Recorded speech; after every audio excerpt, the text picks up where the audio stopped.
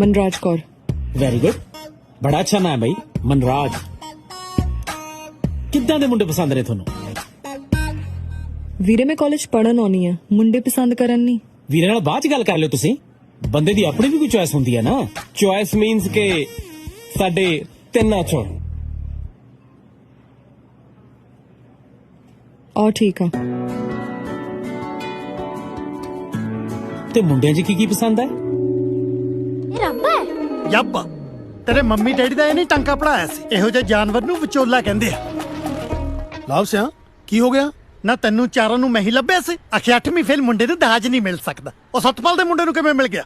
ਉਹ ਵੀ ਪੂਰੇ 2 ਟਰੱਕ ਭਰ ਕੇ। ਅੱਛਾ ਕੁੜੀ 'ਚ ਕੋਈ ਨੁਕਸ ਹੋਣਾ ਫਿਰ? ਉਹ ਤੂੰ ਸਾਨੂੰ ਬੜੀ ਦੀਪਕਾ ਪਾਦੂਕੋਨ ਲੱਭ ਕੇ ਦਿੱਤੀ ਆ ਦਾਦੂ। ਉਹ ਯਾਰ ਫਿਲਮਾਂ ਦੀਆਂ ਗੱਲਾਂ ਚੱਲਦੀਆਂ।